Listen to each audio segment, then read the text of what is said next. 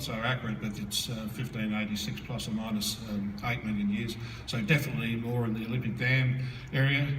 Is if we move on to a detailed map, and there's the green structure coming down from Paris.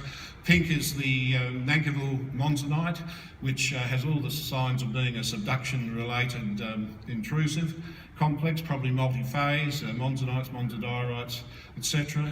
And that has been dated recently and hasn't been put in print, but it's looking like a fairly old, it looks like we've got a 30 million year active intrusive complex here, which has culminated in the formation of the Olympic Dam age alteration and the porphyry target that we were promoting.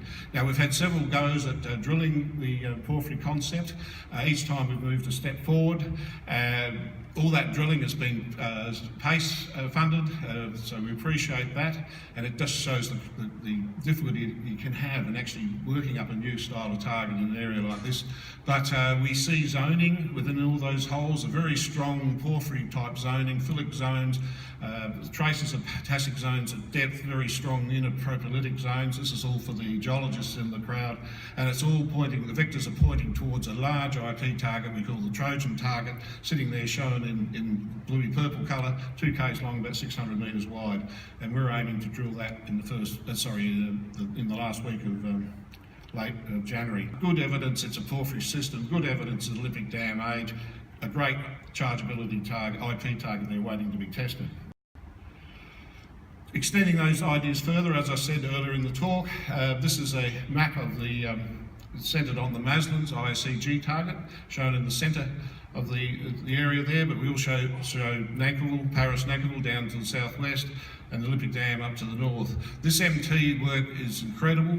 It maps potential metallogenic corridors from the depths where the metals come from, maps the potential conduits that are brought up to near the surface and into the traps that create the ore deposits. Now, work being done by Adelaide Uni since 2006 has shown there's one of these at the Olympic Dam, and I've just summarised it there as a vector with an arrow pointing up to Olympic Dam from the pink stripe line, which is the map of the corridor that we think is the Olympic Dam ICG corridor that swings around and heads back down towards Paris and Nankivell.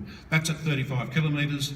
At 20 kilometres there's a red marker there and then the arrow pointing upwards. We've got one of these in the course AusLAMP data that everybody heard about yesterday, shown by the red triangles, and that projects up and points towards Maslins. The government's doing a detailed infill survey shown within the red box and the black stations. We're going to add 6 stations to ensure we get the density of MT readings that we need to verify whether we've got a flare of MT conductivity extending up to our Maslins target. The Maslin target is a gravity target. It's modelled about 600 metres deep.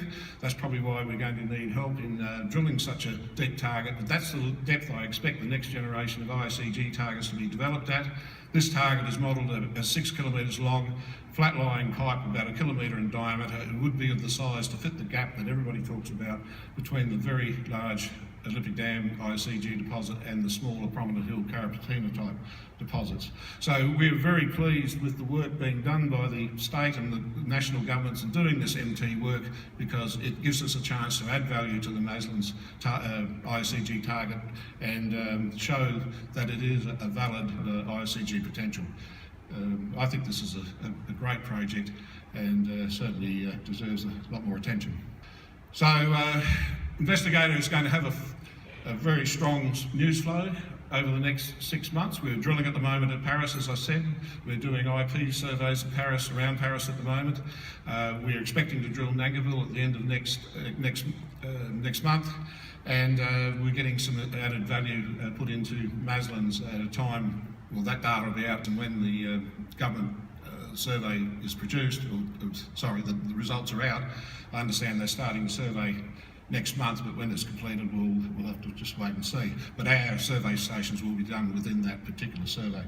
And the Paris PFS outcomes, of course, the big item on along with the metallurgical work that we expect to be reported around about February, and the PFS we expect to be out around mid-2018. So a lot of news there.